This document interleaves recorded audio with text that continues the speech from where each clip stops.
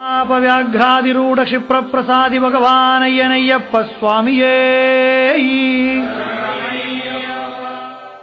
இந்த மண்டல விரதம் பூர்த்தியான ஒருத்தனுக்கு தான் 18ஆம் படி ஏறக்கூடிய தகுதி உண்டாயிருக்கு அப்படிங்கறதான் நம்முடைய பெரியோர்கள் வகுத்து கொடுத்த வழி. அது ஏன் அவ்வளவு நாள் விரதம் இருக்கணும் அப்படின்னா நம்முடைய மனது பக்குவப்படுறதுக்கு. உலகத்திலேயே வேற எங்கேயுமே படிகளுக்கு பூஜை நடந்து நம்ம பார்க்க முடியாது. எல்லா இடங்கள்லயும் படிகள் இருக்கு, படிகள் நம்ம ஏறத்தான் பயன்படுத்துறோம். ஆனா அந்த படிகளுக்கு பூஜை நடக்கக்கூடிய ஒரே இடம் சபரிமலை. இந்த படி பூஜையுடைய தத்துவமே நம்ம பார்த்தோம் அப்படின்னா சபரிமலையை சுற்றி இருக்கக்கூடிய 18 மலைகளுடைய அதிஷ்டான தேவதைகள் 18 பேரும் இந்த சன்னிதானத்துக்கு காவலா 18 தேவதைகளா அங்க குடியிருக்கிறதாகவும் அந்த 18 தேவதைகளுக்கு விசேஷமான பூஜைகள் நடத்துறதாகவும் தான் படி பூஜையோட தாத்பரியத்தை நம்ம பார்க்கிறோம்.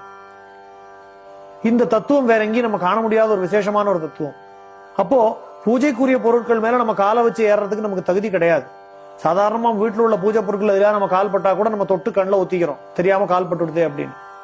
ஆனா இங்க பூஜைகள் நடத்தப்படக்கூடிய அந்த 18ஆம் படி மேல நம்ம காலை வச்சு ஏறுறோமே, அதுக்கு நம்மளை தகுதிப்படுத்திக்கிறதுக்கு உண்டான ஒரு விஷயம் தான் இந்த விரதம். அந்த விரதம் பூர்த்தி ஆகும் போதுதான் அந்த 18ஆம் படியை ஏறக்கூடிய தகுதி நமக்கு ஏற்படுறது.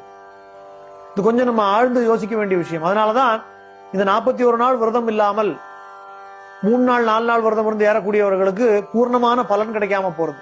சபரிமலை யாத்திரையில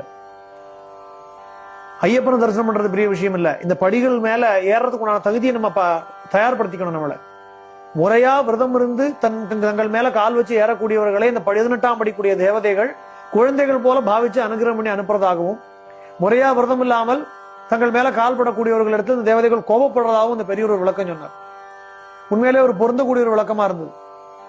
இந்த மண்டல விரதம் அப்படிங்கிறது அவ்வளவு முக்கியமான விஷயம். நம்முடைய விரதத்தை ஒழுங்கா இருந்து சபரிமலைக்கு போயிட்டோம் அப்படின்னா நம்முடைய பாக்கி அனுகிரகம் பண்ணக்கூடிய விஷயத்தை பகவான் ஆட்டோமேட்டிக்கா பண்ணிடுவான். நம்மளுடைய விரதத்துல நம்ம தப்பு வைக்கும் போதுதான் பாக்கி உள்ள விஷயங்கள்லாம் கோளாறா இருக்கும். இன்னைக்கு நம்ம பார்க்கக்கூடிய பலவிதமான கோளாறுகளுக்கும் காரணம் நம்முடைய விரதத்தில் உள்ள குறைவு தான்.